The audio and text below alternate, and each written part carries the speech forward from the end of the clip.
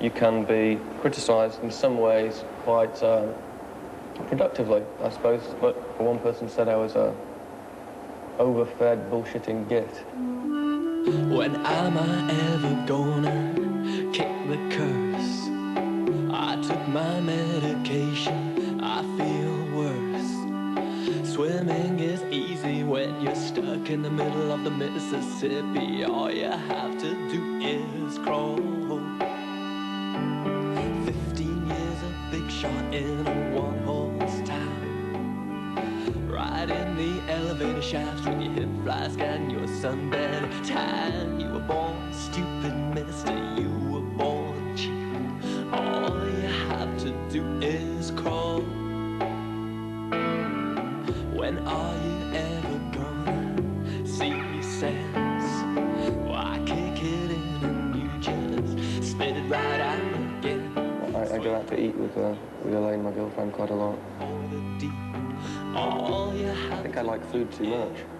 I'm aiming to build a physique in the kind of way that Orson Welles did, that he started off quite a reasonable shape, and beyond the age of 40, when you don't care, you just kind of go out to about this shape.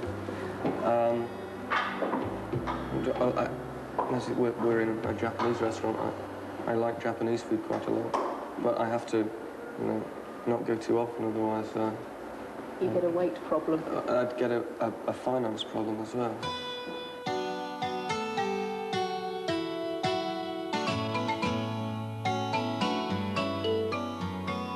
I can never eat steak and red meat, and I've always really loved fish, and the way the Japanese do fish, so they manage, well, you eat it raw, and it was an idea which it was initially really abhorrent, to kind of typical Western boy who, has the usual hang-ups about food anyhow.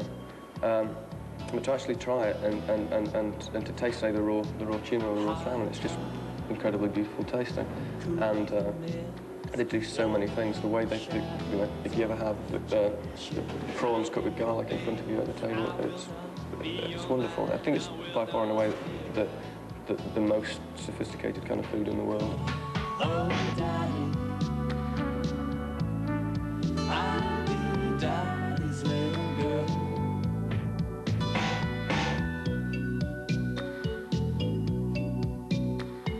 And you feel really wonderful after a Japanese meal. You don't feel like you've eaten too much. You don't feel bloated. Unless you've drunk too much sake, you generally feel not too bad.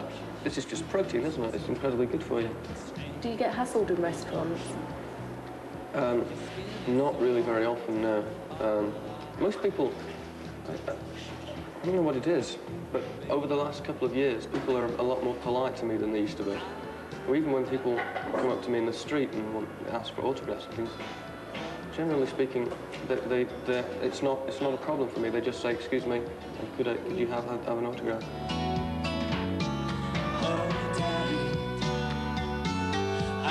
I used to eat in a restaurant called Il Pescatore in Glasgow, where they used to have my portrait on the wall because I ate there so often.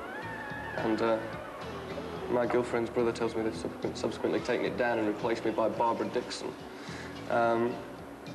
And one night, Elaine and I were eating in there, and this incredibly large, loud, obnoxious woman with an Instamatic camera came up to me like this, and she said, "Oh, this is so exciting," and started taking snaps of me without even saying, "Excuse me," or "I beg your pardon," or "Are you having a nice meal?"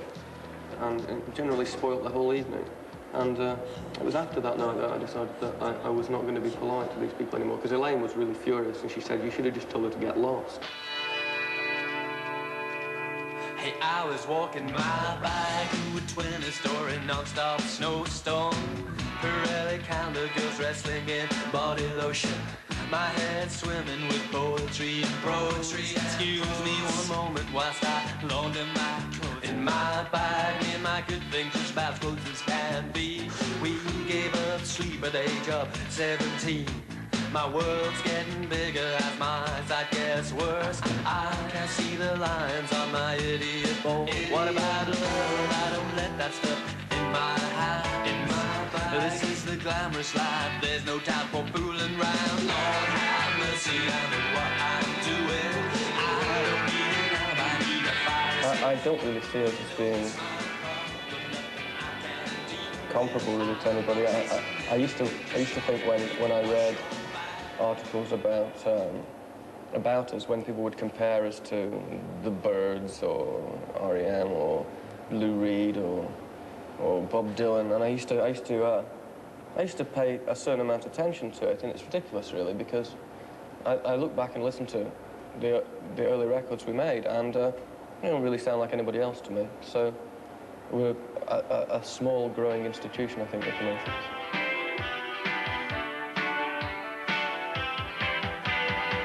My friends, oh, far too well. I'm up on the pavement, and they're all down in the cell with their golden grants. And my IQ, they brought me down a size, academia blues.